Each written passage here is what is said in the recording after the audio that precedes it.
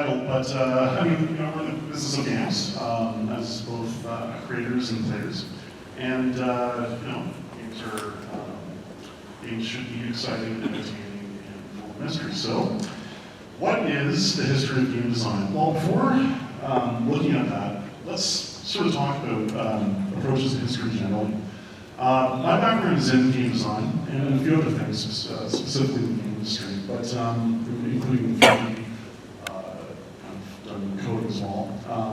But game design I'm very, very passionate for, and because it seems like a new medium, right? Interactive media. It's been 7 years, and there's tons and tons of possibilities. We're just skimming the surface of the 20th century. But when looking at the history of other disciplines, things like art, science, architecture, for example, you have a history that spans hundreds and thousands of years, and you have in all over the world as well. So you have these things like the Eiffel Tower, which is was a miracle of construction. In the 20th century. You have Taj Mahal, what you have are these masterpieces that represent the vision of people all around the world at different times, and it's a very, very rich history. But when looking at the history of game design, you come up with it. So you go into a search engine, you type in history of game design, go on Wikipedia, go on whatever article, and you find names like Nolan Bushnell, who founded Atari in 1972. Very, very important history of game design. You have guys like Steve Russell, who invented space games in 1962, on Douglas, and OIGC in 1952. But before that, the subject just kind of stops. It's like there was never a game design before that. And that's because the medium of games in our consciousness is largely shaped by the concept of video games specifically. And I found that kind of weird, I find it kind of tragic, because like architecture, it's almost like if we were to only account for the history of architecture based on modern materials like steel or concrete or glass, and totally dismiss all this wonderful great pyramids and Taj Mahal and all this sort of thing, and only see it in that context of modern construction, modern application. We know that people played games in the past. A lot of games are sports, board games, puzzles, board games and thought games and mind games and so forth.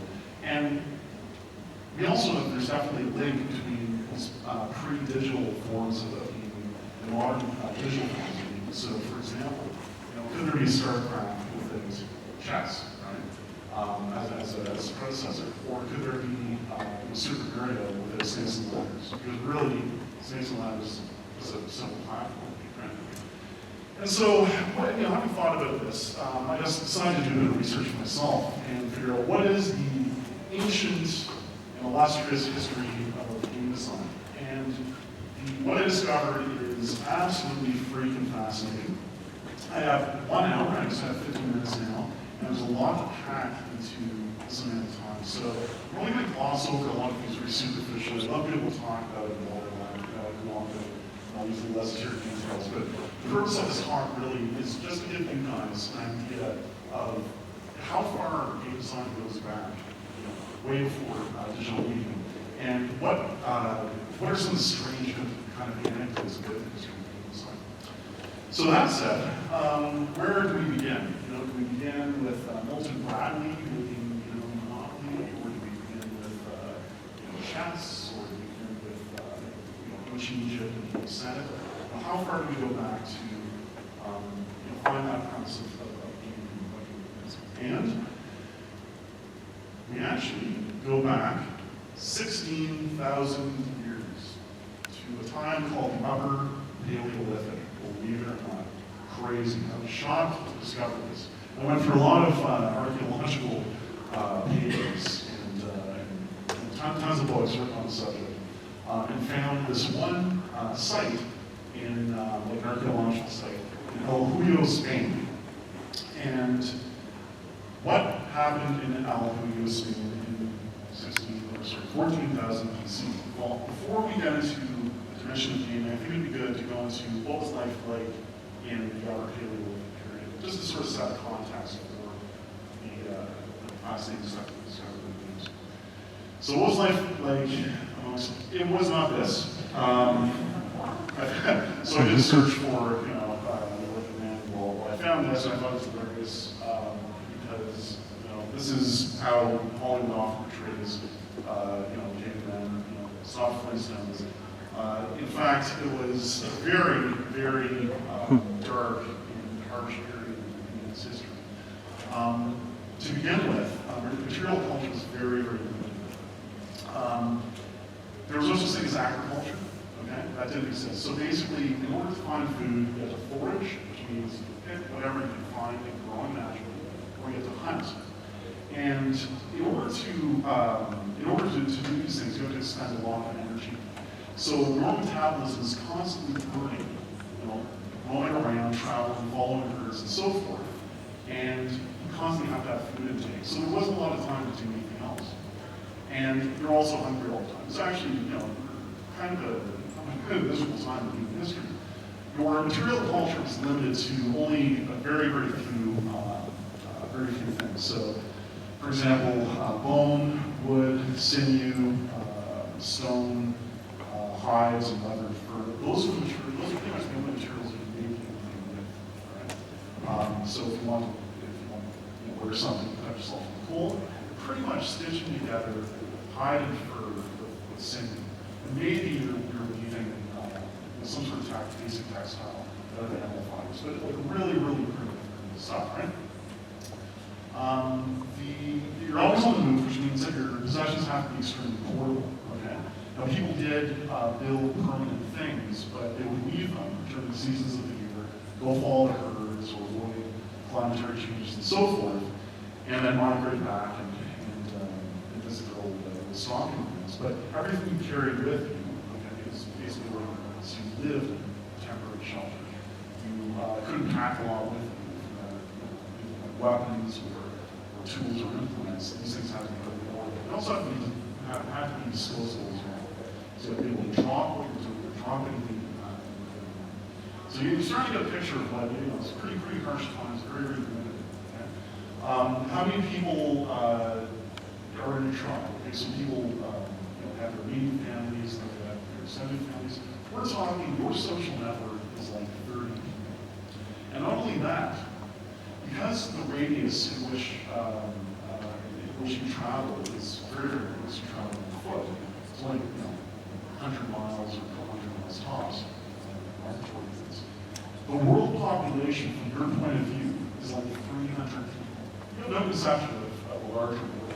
There's no conception that there's people on North America or people on South America, people in Asia. It's like, there's 300 people in the world. It's kind of messed up. So now we get a sense of like, a very harsh and limited kind of atmosphere these people lived in. So what is the world view of people who live in this kind of time? Well, first thing is that there's not, so people are observing the cycles of nature, right? They live by the rhythms of nature, so you have cycles of the seasons. We also have the cycles of life amongst things like animals, right? So animals are born, they roll around, they feed, they get hunted or hunt, they reproduce, and they die.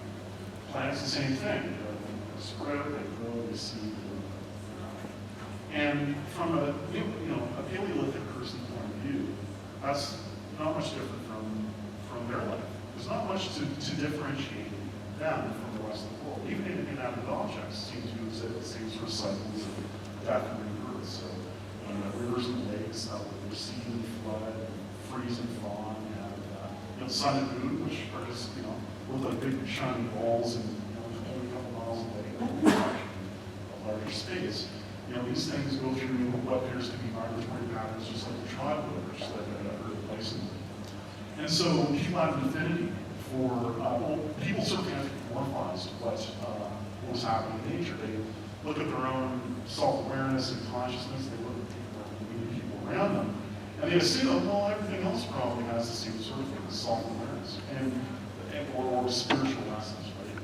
And anthropologists call this this religious phenomenon of animism. And it is at the root of all religious impulse in the history of mankind. And there are still animists, many animists scattered around the world today. The rainforests of Brazil, Congo, or Papua New Guinea, places like that, who still have this worldview. And, we might call it superstition, but it's, given the context, perfectly legitimate way to see the world. So where am I going with all this talk about Paleolithic people and so on and so forth? Well, let's get back to what's happening in El Puyo, Spain. So actually, I'm going to jump ahead of this because I got the slides in the wrong order. So El Puyo, Spain features a cave, which is by archaeologists identified as the oldest religious sanctuary ever discovered. This is 14,000 BC.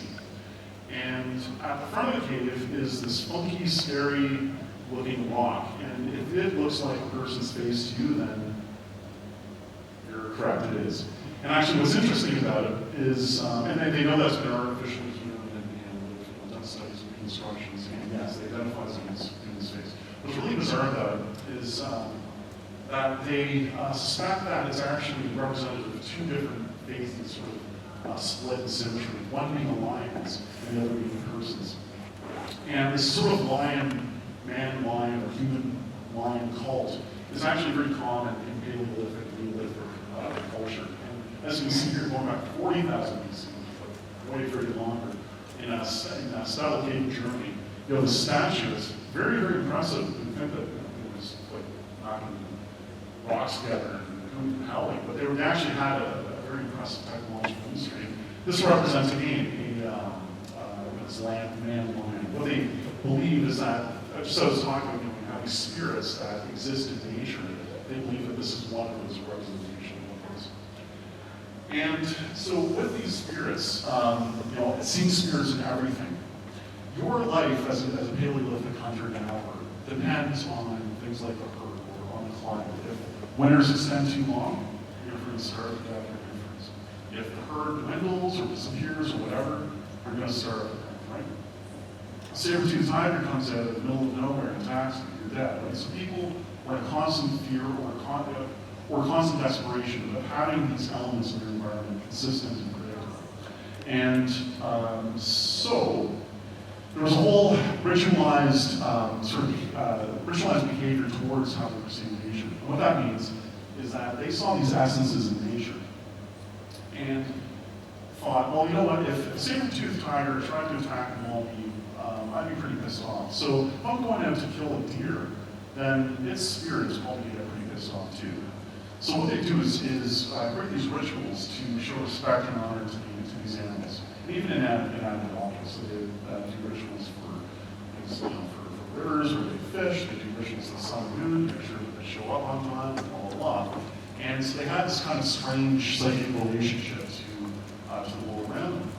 And the people who were in charge of that, let's go back, are what we call shamans. And the term shaman is actually really technically only reserved for people in Asia, so from Siberia and Mongolia, but the term actually extends in popular language to basically those intermediaries in what we call primitive tribes who can communicate between the spirit world and the physical world, right? So going through a lot of weird territory. I haven't talked about things yet there, but now we have an idea of what things were like with the social dynamic, and also what the worldview was back in this time. So where are the names? Here we go. This is it. So these bones are the whole premise, the whole axiom on which my talk is based. And they don't look too impressive, right? Wow, some find out garbage dump, right? Well, these are actually very, very significant artifacts. And what they are the segmented bones from the deer's leg. And they're split into halves, so you have these sort of half cylinders. And you got, three of them are all equal size. And these were found in the cave itself. Alongside this giant monolith, this big standing stone, which they know was artificially brought in. So they actually hauled this thing somehow into the cave, stood it up, okay? And they perform, they give offerings, so food offerings, and mollusks and seeds, and all these food things. So you know it's a cult, religious, had cult religious purpose. And these things were used as dice. Crazy. Much like you would toss a coin. So these are, so like Dungeons and Dragons parlance, this would be a 2D, and essentially like flipping a coin. And so basically you take a handful of these things, you toss them in the air, they land, and they either land on the concave side or the convex side. Crazy. What are they playing? Are they gambling? Well, not exactly. And I refer to these as gaming pieces, but technically what they are divination tools. And so what is a divination tool? Let me go refer to my notes, because I like this exact. Divination is a method of gaining insight through systematic interpretation of random occurrence, okay? And this was the way that these early shamans would communicate, or one of the primary ways that these early shamans would communicate with the spirit world, okay? So what they would do is they put themselves into a trance, usually artificially. It could be through ascetic practices like starving yourself, or going to a sweat lodge, or even torturing yourself. Or it could be done through drugs, so you take mushrooms or peyote or whatever psychedelics you have in, and you ingest them, and then you go into this trance, which they believe was the spirit world, much like a dream state. And they pass these things. And they believe that for some reason, that the spiritual world would communicate through this medium. They would dictate whether these things would flip on one side or another. We know this in regards to society specifically because these bones are actually found all around the world at different ages, and we also know what they're used for. So, for example, Amerindians use a similar technique as well for divination. So we're pretty sure that this is what they're using for at such an early stage. So that's kind of weird, right? You got this, it's essentially like a coin toss or a dice, and it's being used as a communication device with the spirit. That's all the time. You might think it's actually kind of stupid that these people must be incredibly ignorant, because these people are making huge decisions that affect the destiny of their tribe, their own life, their own survival, based on like flipping a coin, and hoping that something on the other side of the spirit is like saying, yeah, the herd is going north, or yeah, you want to stay here another couple of months. I mean, this is life or death stuff. Why would they be doing this as a thing? Well, the thing is, though, is that they actually survived through history. So to give you an idea of what's going on, and I hope you not have this. Oh, I guess that's the one. Okay.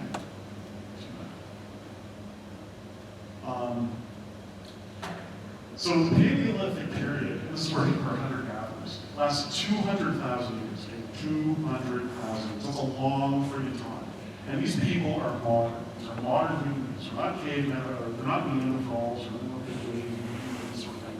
These are biologically modern human beings. You take one, you clean them up, put them in a Hugo Boss suit, put them on in the business district. You won't be able to tell the difference, except you're probably going to be freaking out with all the cars. Whatever the case, these people are biological.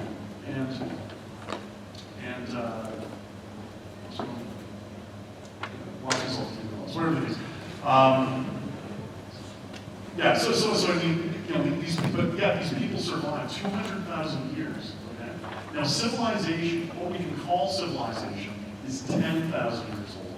And that, in 10,000 years is stretched. That goes back to the most rudimentary thing. People discover, but I take a bunch of grains and I throw them over here and they grow. I'm going to build up how people stay all season. That's only a few people in really good climates in the world, which is primarily in communities, right?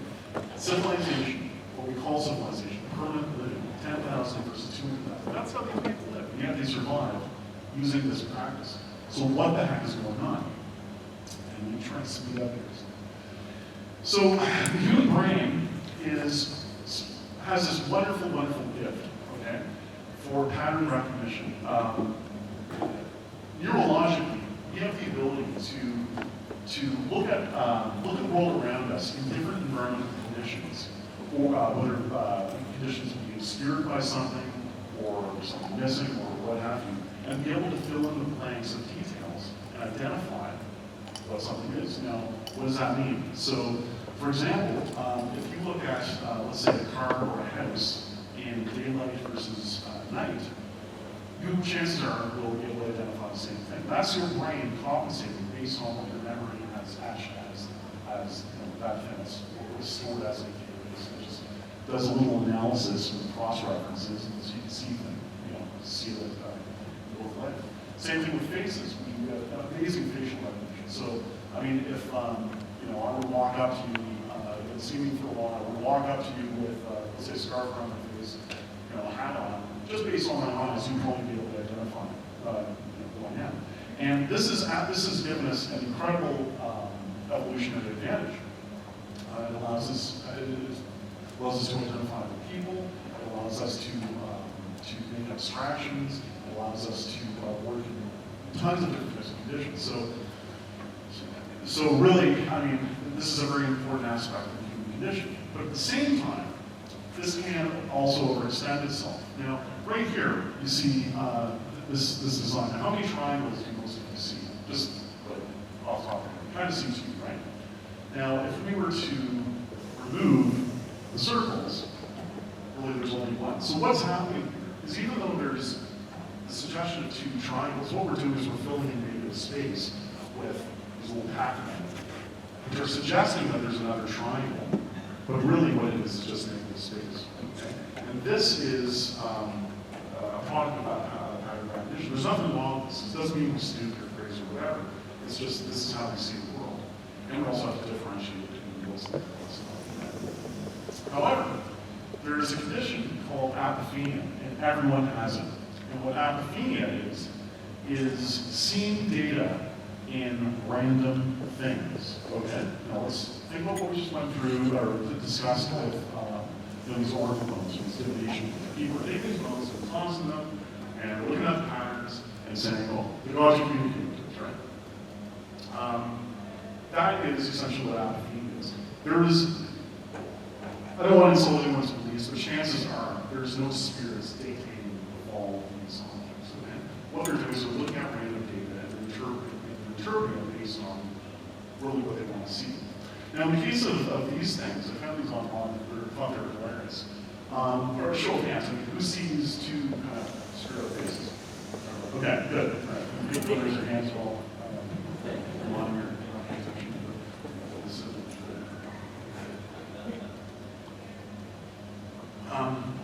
So this is a case of apophenia. Now, we look at this and we laugh, but imagine being a Paleolithic hunter thousands of years ago and seeing this fucking everywhere. Okay? We're seeing everything as stones are alive and everything's alive, blah, blah, blah. Oh my God, okay, don't hurt me. I mean, this is the state of affairs back then. Again, these are the same biologically human, just like Homo sapiens, just like us. But this is how they saw the world. They took this very seriously. We know that this is a faucet. I don't even know what the heck this is, but we know it's some sort of artificial. From their point of view, these things were real. They saw this stuff everywhere. But at the same time, as time went on, the Paleolithic era shifted into the Neolithic. And with that, humans naturally started evolving. But the receding of the ice age, that was a big factor in what we call the shift of the Neolithic shift, or Neolithic revolution. So what started happening, people were still living in the Stone Age. They were still limited to things like settlement, blah, but they discovered agriculture, very, very important. And with agriculture means you're not spending as much time looking for food, you have a bit of surplus time to pursue other things. What it also means is that you can allot roles and responsibilities to different people, which have a radical effect. So suddenly, people are, they're living in the same spot for, most of their life. They suddenly have time to make observations and discernments and communicate and share knowledge and this sort of thing. And they start observing the world around them in a much more objective way. And what's actually incredible, and this is the Gonzaga Circle, it's in Germany, and it dates to 4800 BC. So in Europe, the Stone Age was a little later. But what's amazing about this structure, it looks like something like palisade, protect yourself against enemies and so forth. Actually, what this thing is is a giant friggin' clock. We've all heard of Stonehenge, right? And all the astronomical associations we have with that. Well, this is the real deal. The Stonehenge is still debated. You know that that's not digressing, but this is the real deal. And this was used to calculate things like equinoxes and solstices and so on and so forth. And you would stand in the center and based on what the sun is, you get a line of sight, you know what time of year it is. Pretty freaking amazing that they can calculate this. So even though while they're casting, you know, bones and anchors and so on and so forth, speaking of the gods, they're also doing amazing things like this in the other vertical science. And this sort of dichotomy between mysticism and science is a theme that runs the rest of this talk. Hopefully go through it. So moving on, so divination, eventually, evolved in different parts of the world many, many different ways. But the underlying theme is always there. Now, what is the process of divination? You have a question, okay? So, what's where's the bird going to go? All right, north, south, east, or west? And by the way, the question doesn't necessarily have to be the future. It could be addressing something in the present. Addressing something that happened in the past. Right? So you pose a question, and then you either create a random phenomenon or you observe a random phenomenon. So some forms of divination, like clarimancy, which is tossing dice, is you're creating a random occurrence, right? But other forms are things where we just observe stuff in nature. So aeromancy, you can be looking at the clouds and predicting the future. Or you can be taking a bird, cutting it open, looking at its liver, and making prognostications based on that. That's actually the Romans and Greeks do. But in the case of Africa, and specifically in West Africa, amongst people called the Yoruba, they had a very, very crazy, sophisticated form of divination, which was called Ife. And Ife is, it's still practiced to this day.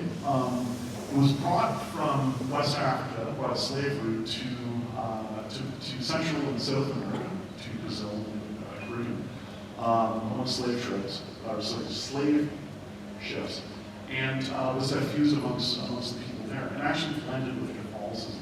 But Ife, which is the core divination system that originated in West Africa, is still intact in the Caribbean and in Brazil. And as a matter of fact, I was in Havana a few months ago, and I went to a shop where I saw these artifacts related to Ife and Central voodoo.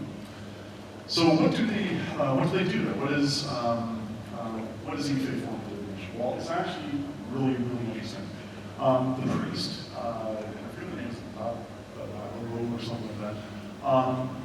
They would have to learn 256 chapters of this book, and the book could either be written down or it could be an oral tradition or whatever. It's a very, very specific book, and each chapter is believed, or sorry, the sum of all 256 chapters is believed to one form or another, one combination or another, to address every possible event or action or circumstance that can happen in a person's life. So these guys would have to memorize this entire stuff. And then they have this system whereby they use a tray, and they have these things called ikan, which are sacred condiments. So they get these condiments, and they prepare them certainly. They polish them and make sure they're really slippery for the dish process. What they do, this is kind of hard to explain but demonstrate, but they would do this hand trick where they grab 16 of these things, and they would transfer them from one, like very quickly, from one hand to another. And in the process, these ikan could be, you can have a few left over in your hand. And if one or two are left over, they would record that on this tray using these strokes. So in this case, you see 8 of these strokes represent 8 steps in this process of transferring these nuts from one hand to another. In the first case, 1 nut was left over. In the other case, 2 nuts were left over. So this is actually a random process that is very, very quick. Okay? And so they take these digits, okay? And these are binary, no joke, okay? 1s or 0s. And they would take these digits and they cross-reference them with the Odu, which is the 256 chapters of what's called biblical, so the text that they refer to. And so you have all these different crazy patterns based on this. And then, in this case, let's say Meiji would explain some prognostication that's relevant to the question that was asked. I don't know what any of this stuff is. I have a very superficial understanding of it, but that's the process. And it's pretty amazing when you think about it. I mean, the amount of effort and knowledge and thought that in abstraction that goes through this form of divination. And like I said, practice to this day in various parts of the world. But again, this evolved out of a worldview based on perception of spiritual world, or what's called an immaterial world behind the existence. And keep that in mind, because that's a key thing in my thesis. Another method of divination is through cowrie shells. And again, these are just two-sided coins. So you can perform ife with the nuts, but you can also do with cowrie shells as well. Really, what you're doing is just toss them, your lands on an open side or a closed side, and you resolve what your binary digit sequence is based on that. Cowrie shells, interestingly enough, are a very, very common form of divination all over the world, from Africa to India to Asia, Polynesia, North and South America. And they're also one of the first currencies that we use. As a matter of fact, the Chinese, the old Chinese pictograph or word for text image for money is actually a cowrie shell. So very, very ancient definition of civilizations. Now what's cool is that cowrie shells are also used as dice in a lot of parts of the world as well. So Indian games, games in India, is it Matt? Indian game, what's Glofcheskie. Great, okay, so Glofcheskie, for example, uses cowrie shells. And other games in there's one in South America as well. It's holy, which is actually strengthened up very similar to it's a long time. Anyway, whatever the case though. So here we see this relationship between these divination tools and gaming objects, which is pretty cool. Let's make it even stranger. Now, while all this stuff is going on, you have Neolithic man settling down, he starts establishing communities, starts observing the world. People, so science actually starts kicking off. And what this is a Sumerian star chart. So this is around 3300 BC. By this time, I think we're in early Bronze Age in the Middle East. And basically what this is like the first world. Okay? This thing became something like an asteroid, and was used to calculate positions of the stars and sun and so forth, basically by holding the disk relative to I want to call them landmarks, but to specific elements of the sky. Right? And so you can deduce where the positions of other things are based on positions. It's pretty fantastic. But by this time, people are really thinking big and intensely abstractly about the world around them. But at the same time, they're still retaining the old mythologies. They're still practicing divination, performing rituals and so forth to appease the gods, to find out the future, and all this sort of thing. Now, another interesting form of divination is called the I Ching. And this is probably worth the topic itself in regards to significance of gaming, but I have to deal with very superficially for time. But this is a form of divination that originates in ancient China. And it is very, eerily enough, it's very similar to Ife. But there's no reason to believe that Ife and I Ching come from the same source necessarily, other than the human condition and our desire to find order in what seems like chaos. The way the I Ching works is instead of using things like yarrow shells or nuts or bones or whatever, it uses sticks, yarrow sticks. And the practitioner would perform, these very elaborate sorting processes. So they grab random bundles, they sort them through their fingers, they pass them back and forth, and so forth. I can't claim to understand the exact method. But what they would end up with, so very, very similar to EFID, are these things called hexagrams. And these are then cross-referenced to a book called the OIGC, and then the results, so these represent all these different configurations, these binary values of the six-hole, random six-hole, and then they're cross-referenced with the OIGC. So it's pretty much just like EFID. Kind of bizarre, right? How two cultures on different sides of the world, different sides of the supercontinent, would come up with very, very similar systems. Now, I keep on saying binary, binary, binary. These are actually the origins of the binary system. And as we will see later, it was a European in the Age of Enlightenment who actually was inspired by these sorts of systems. Jumping ahead of this all. The other thing about Chinese divination is that's tied into this concept of yin and yang. So they believe that behind everything was two primordial, basic, elementary principles. Yin yang, male, female, later, sort of. But just to give you a heads up, to give you the context, your idea of binary and how it was applied to these hexagrams is joint between the yin and yang conception of the universe. And so, as time progresses, civilizations rise and fall, evolve in their own separate ways. Something really interesting started happening to divination. Basically, people realized this is kind of fun. That throwing sticks and dice and what have you, and seeing the results are they're getting off on this. We're actually pretty cool. And then they started having competitions and so forth. And so we have the birth of gaming directly from these divination methods. Basically, they're removed from their divinatory or spiritual significance and done for the sake of doing it, just to have fun. But also done for another purpose too, because around the same time that gaming starts appearing, pure gaming starts appearing in civilization, immediately so does gambling. No surprise there. Actually, and before I go there, and so with gambling, you have a situation where people would use chance devices, would use random generators to determine who's going to get stuff. So everyone puts up their stake, everyone takes a spin, whoever gets a higher value, and then is awarded it.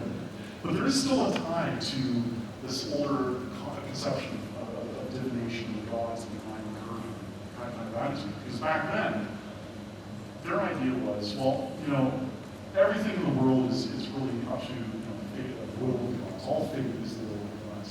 And if dice and throwing sticks, all this stuff are a mouthpiece of the gods, then why go through all this tedium of life to discover our destiny? Why not just do it in one throw, figure out what the gods want for us, whether we want us to be rich or poor or healthy or sick or whatever, and do it that way. So there was definitely a superstitious or even religious aspect of gambling in these ancient civilizations. And so with that, you have things like talismans and magic rituals, and specialists who give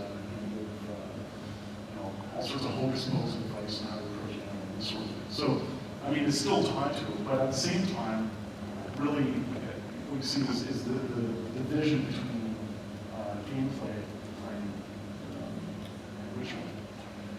Now, to sort of kind of illustrate this, here's an interesting myth from India, and it's about Shiva and Parvati. And my friend Matthew, who's born in India, talks a lot about this. It's very, very fascinating, and it's about gambling and games. Shiva is one of the primary gods in Hindu Trinity. He's the god of the destroyer and god of change, and very, very significant. And his wife's name is Parvati. She's considered the mother of the gods, as I understand. Very, very significant gods as well. And they loved playing dice together. They absolutely loved it. It was their couples game. They'd sit there, play dice all day, all night, blah, blah, blah. And one day, Mardy and Shiva decide, we're going to start putting up stakes. We're going to start we're going to get into the realm of gambling. So Shiva puts up his trident, and Mardy puts up her comb, and they gamble, and Mardy wins. And then Shiva puts up something else, and Mardy puts in something else in the pot. She wins again. She keeps on winning to the point where He loses everything except the bag and bear. And he's like kind of pissed off. He's like, what? She won everything. She's kind of like, you know, he's like, and he's torn apart. And so he's humiliated. He wanders off into the forest. He's wandering around and he meets Vishnu. Vishnu says, you know what, Shiva, go back and play your wife. Here's what you're going to do next. So he does, he goes back and plays her body, he starts winning the game. And then Vishnu explains, the moral story is that even though you're gone, you're still subject to a tyrannicus and uncertainty. And there's multiple layers of the meaning in this particular myth. But it really is a beautiful myth. And that's game creators and game murderers and game designers. And, you know, there's definitely, it brings me to it in the sense that there's such a rich history to constantly.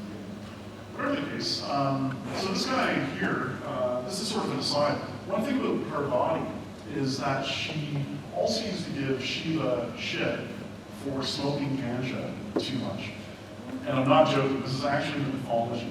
And so presumably when he was going to the forest and reflecting on his losses, he was probably letting up and he was having a low time. And his followers, or Shivites, were hardcore marijuana smokers. So I found that out just reading mythology.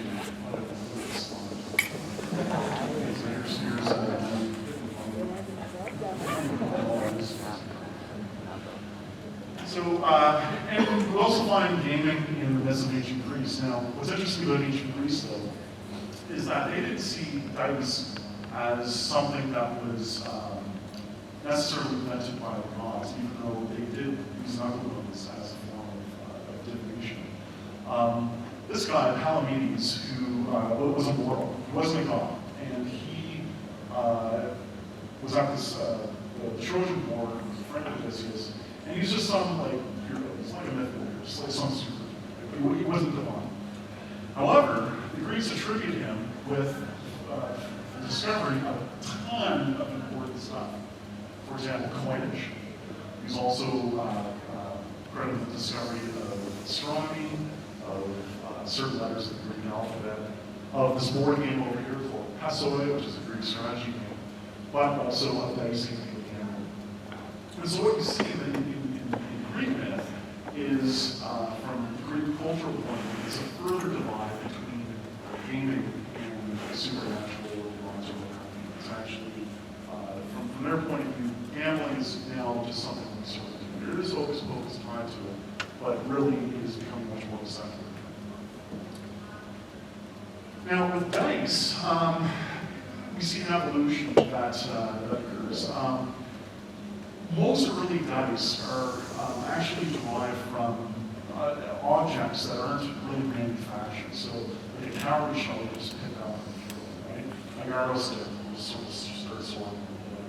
Like a knuckle bone, you just pick up a dead sheep and toss it.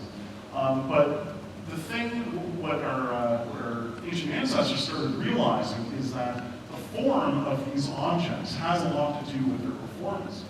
And this comes with studying geometry and physics and so forth. They realized that if one side of a dice or a throwing instrument is weighted a little too much than another, then your probability is not going to be even fair across the board between all different possible values. So they started manufacturing these artificial dice using their newfound science and geometry. And this is the dice that we most commonly understand and identify with in modern 6-sided die. They certainly had it back then. But they also had a ton of different other types of dice as well. So up here you have a tetrahedron, which is a 4-sided pyramidal shape. Those were used in Babylon and Egypt. Over here you have barrel dice. So these are 4-sided, but you actually roll them with a barrel as opposed to having all sides symmetrical.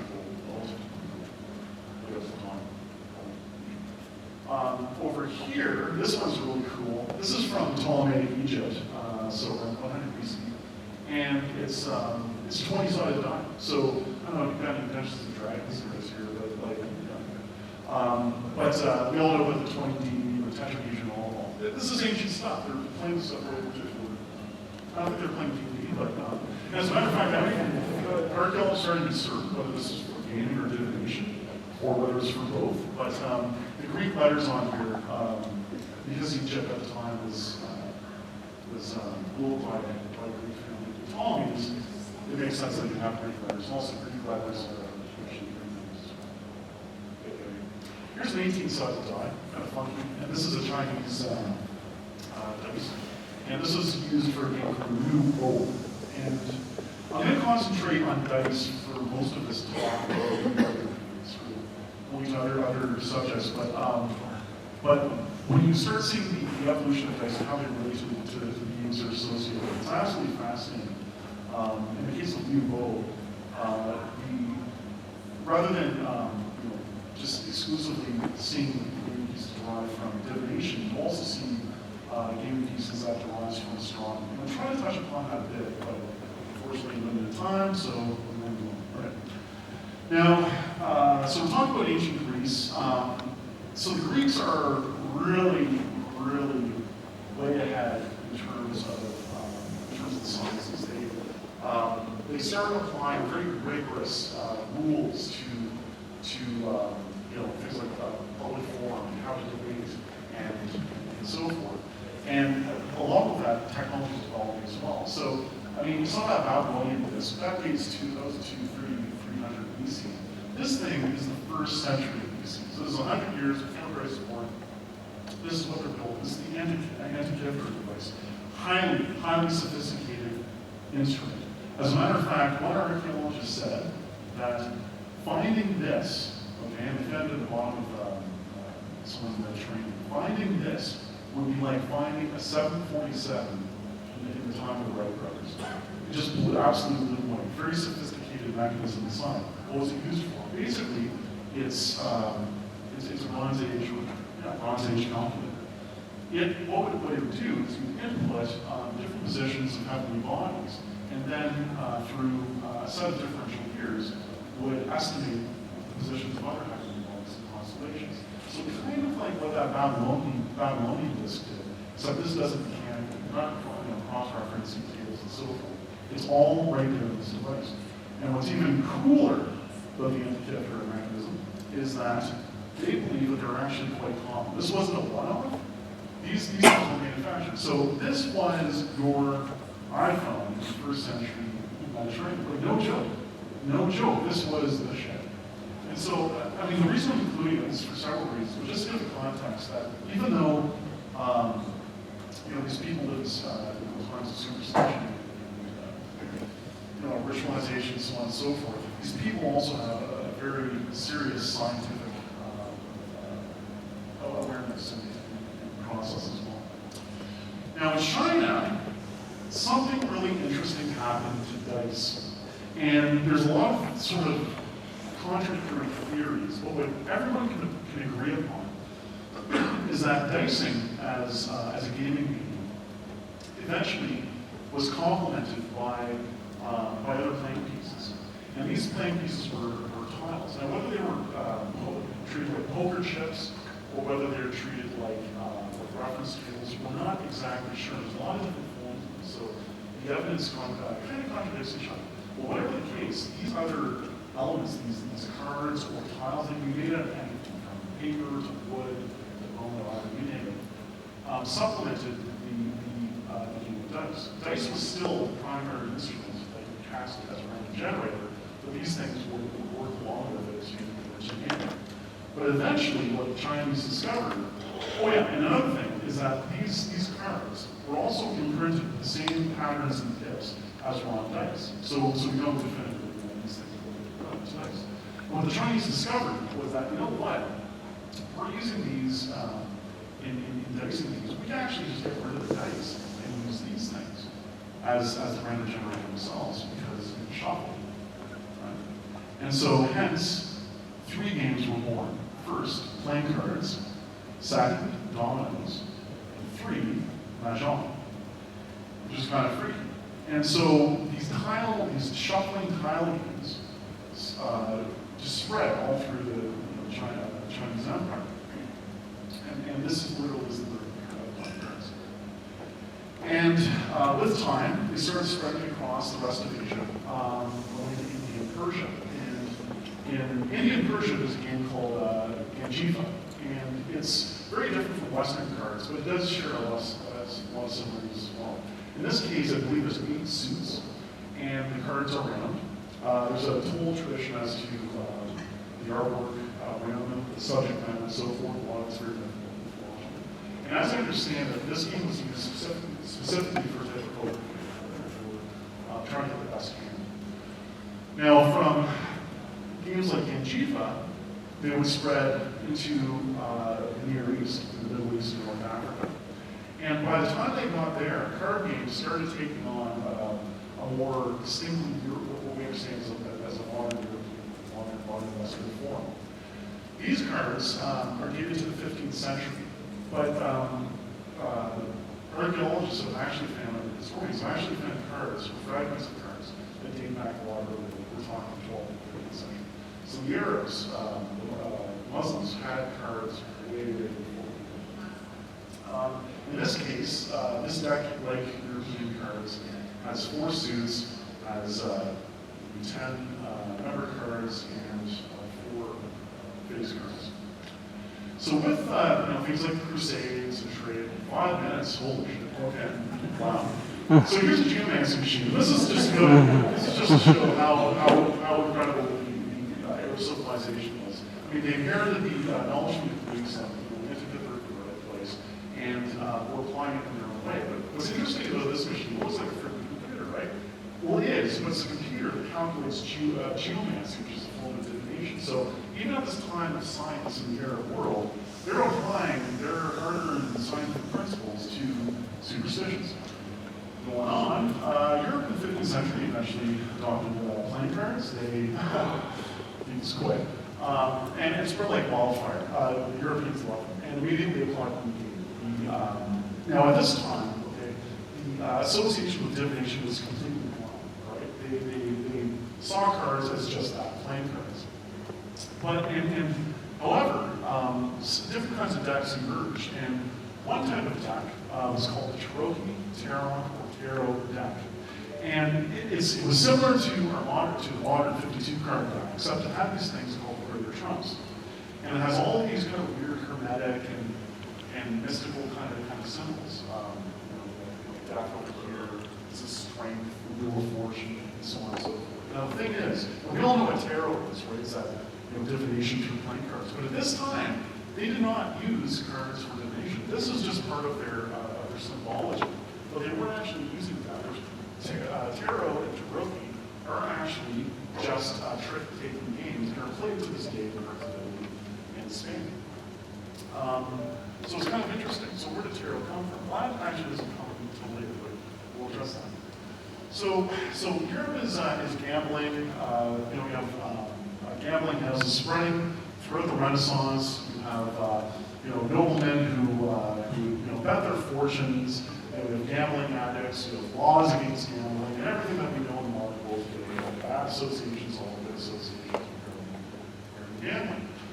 But some people who were in the academic sphere started to realize, after their studies of math and watching philosophy, that the principles that are happening in gambling with these random generation systems like shuffling cards actually have mathematical principles. This guy, Girolamo Cardano, who lived in the late 16th century, was one such a guy. He was a hardcore gambler. He was also a bit of a polymath. He studied all sorts of different fields. He excelled in mathematics. And he wrote a book called Book on the Games of Chance, where he started looking at games of chance in terms of mathematics and logical principles. And so probability, the science of probability is born. He was also a bit of a douchebag too. And just a couple of things, I look at these little historical anecdotes. Number one, he confessed to poisoning his wife who was cheating on him. His son stole money from him. He actually clipped his ears off, his own son's ears off, for stealing money for gambling. And he also he was also arrested for writing a horoscope of Jesus Christ. So here's a hardcore mathematician and gambler he's still dabbling in metaphysics and superstition and and so forth. It's a very bizarre time in the 16th century. Anyways, moving along. So we get into 1600s, and we go to this guy, Blaise Pascal. Blaise Pascal is an absolutely fantastic dude because what he did was took Cardano's theories and formalized them into hardcore math. And what's interesting about Blaise Pascal is he was inspired by a friend of his who is the Chevalier de Neve, who was a hardcore gambler. And they didn't have discussions about gambling strategies. Blaise Pascal didn't gamble much himself, his friends did.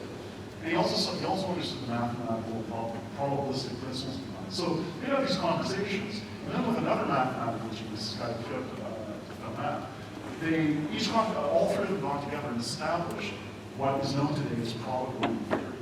And Pascal's theories back then still apply today. And you may have heard of the Pascal's triangle. That's actually used in probability theory as well. It's all interconnected. So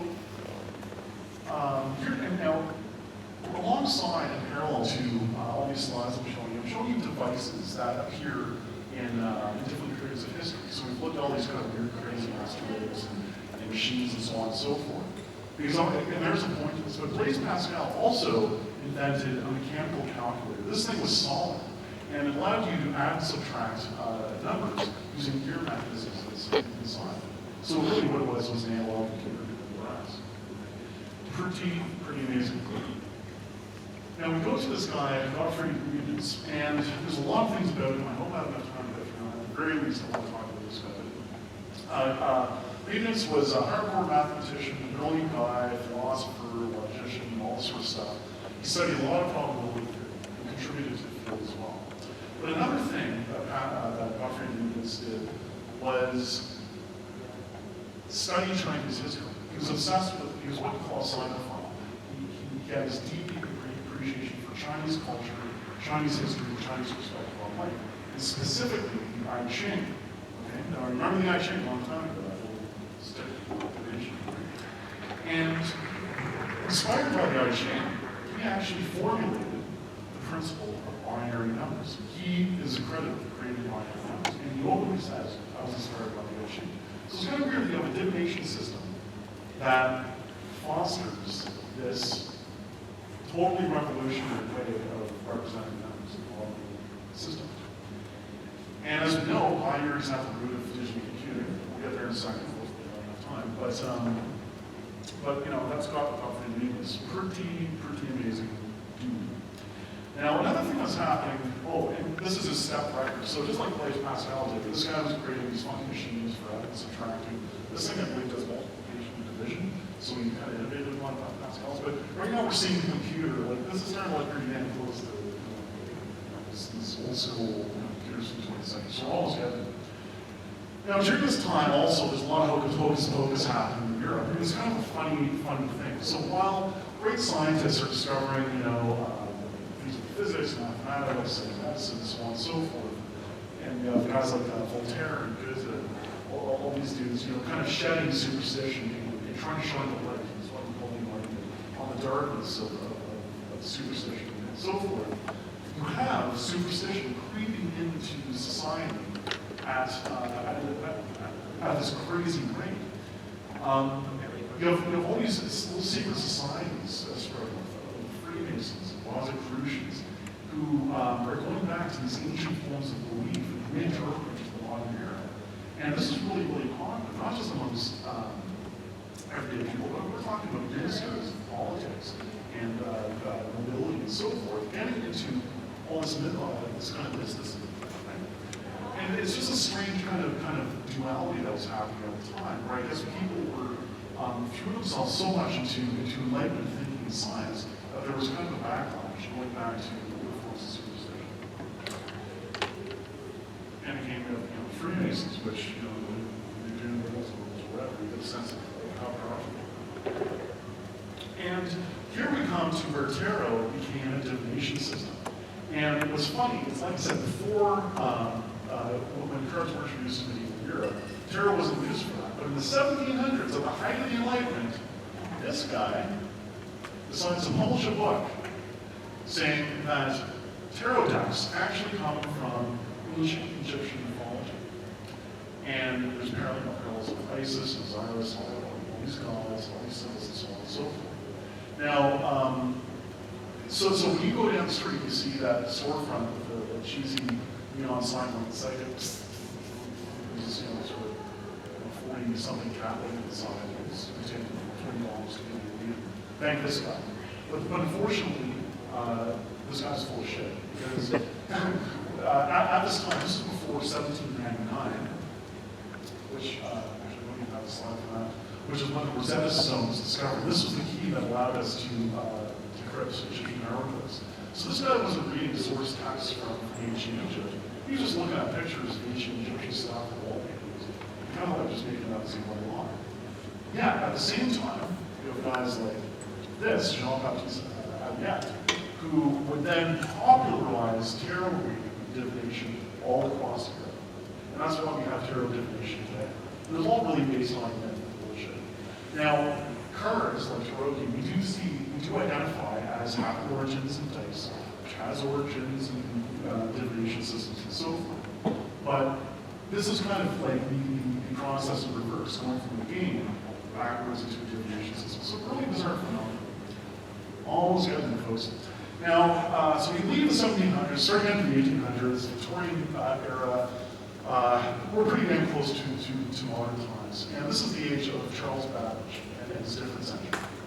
And so take, Leibniz step calculator, multiply it by like a gazillion, and that's what you have. This is the first, he didn't actually build it though. He only designed the transport. Unfortunately, he never actually executed it. But in theory, it does work. And it was reconstructed years later, and it does actually work. This is the first programmable computer ever made. Programmable in the sense that it works on algorithmic principles.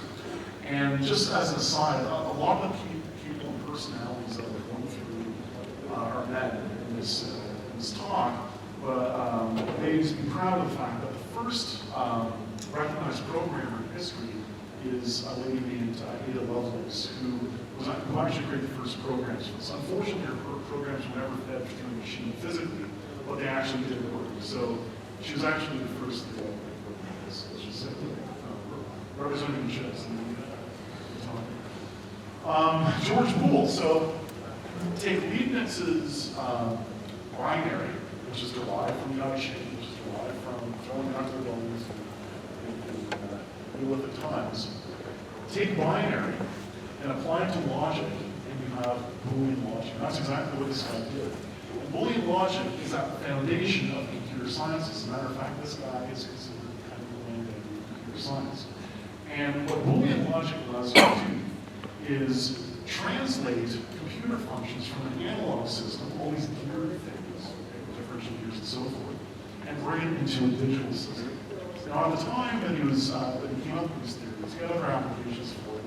The vacuum tube was invented, but really not long after, we're talking over 50 years, this thing was created. What this is essentially a vector switch, which allows for Boolean values to be represented in circuitry. So you got the vacuum tube. Now, I'd love to talk about this guy for a full hour. Unfortunately, I don't have much time. But this is the dude. This is my favorite personality. All the people who know John von Neumann. John von Neumann is an interesting chap. Was there another talk?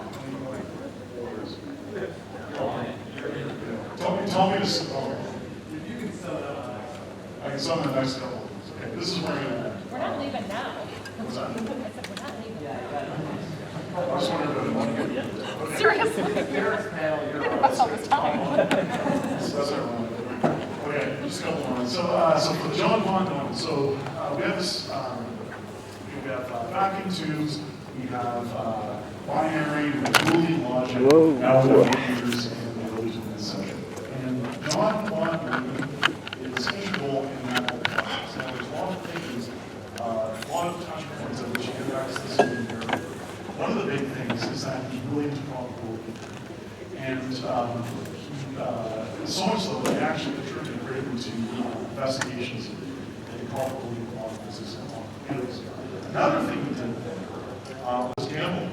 So he got this reoccurrence of gamblers throughout history doing amazing things. And he wasn't very good at it, self-admittedly, but he loved to gamble. He was fascinated by mathematics and gambling. He was specifically interested in the game of poker. Because unlike other games, in poker, you bluff. And from his point of view, probability theory based on gambling models, it covered a lot of factors and variables, but the psychological variable of hiding your intentions, hiding your motivations, he felt wasn't figuring these equations. And so with that, he took probability and found an entire new field called game theory. Game theory, yay, here we are. History, finally game theory. Now, game theory isn't like, theory of how Pac-Man stocks or anything like that. It's actually really, really hard to put math. If you're just looking for beautiful modern John Nash, he's a game theorist. He's a card. This guy was not his comrades did. He had a mind like a freaking fighter pilot. He calculated stuff on the fly. You can actually take a phone book, look at a page for a couple of minutes, and recite the entire thing. Absolutely, really. So he develops game theory, and he also did something else. He contributed to the development of one of the first computers, which was the ENIAC. And this ENIAC was developed in 1946 in the United States Army's Ballistic Research Lab. It was used to calculate trajectories or missiles, but it's also used for developing the H-bomb, which Von Neumann is also involved in. And so, with that, we go on to another computer called EDSA. This was built at Cambridge University in 1949.